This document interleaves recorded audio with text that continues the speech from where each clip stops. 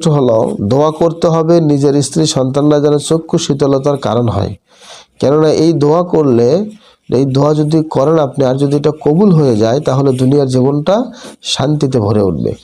এই সূরার central theme হলো ধরার বুকে, দুনিয়ার বুকে শান্তি শৃঙ্খলা নষ্ট করলে চরম শাস্তির হুঁশিয়ার দেওয়া হয়েছে।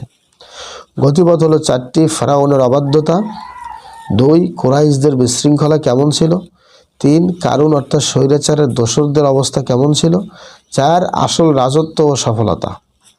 এবার জানবো এই সূরাটির ওভারভিউ।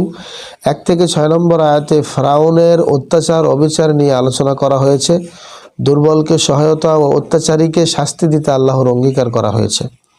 7 থেকে 14 নম্বর আয়াতে মুসা আলাইহিসসালামের জন্ম, তখন ফেরাউনের দলবলের হাতে খুন হওয়া থেকে তাকে অলৌকিকভাবে বাঁচানো হয়েছে এই ঘটনা। 15 থেকে 28 নম্বর আয়াতে বলা হয়েছে অনিচ্ছাকৃতভাবে মুসা আলাইহিসসালামের হাতে এক লোকের মৃত্যু হয়, পালিয়ে মাদিয়ান গিয়ে ন্যায়পরায়ণ ব্যক্তির মেয়েকে বিবাহ হয়। 29 থেকে 35 নম্বর আয়াতে তিনি আলোকপাত করা হয়েছে মুসা আলাইহিসসালাম ও হারুন আলাইহিমুসসালাম এর মিশন আল্লাহর পক্ষ থেকে তাদেরকে সহযোগিতার কথা বর্ণিত হয়েছে।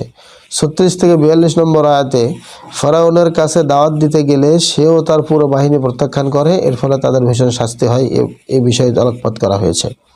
43 থেকে 50 নম্বর আয়াতে বলা হয় যে মুসা আলাইহিস সালামকে তাওরাত আর নবী সাল্লাল্লাহু আলাইহি সাল্লামকে দেওয়া হয় কোরআন।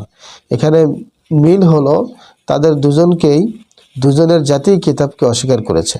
51 থেকে 61 নম্বর আয়াতে বলা হয়েছে আহলে কিতাবের লোকদের কথা, আর কোরআনকে অস্বীকার করাও দুনিয়ার প্রতি আসক্তি থাকায় কুরাইশদের প্রতি সতর্কবার্তা করা হয়েছে।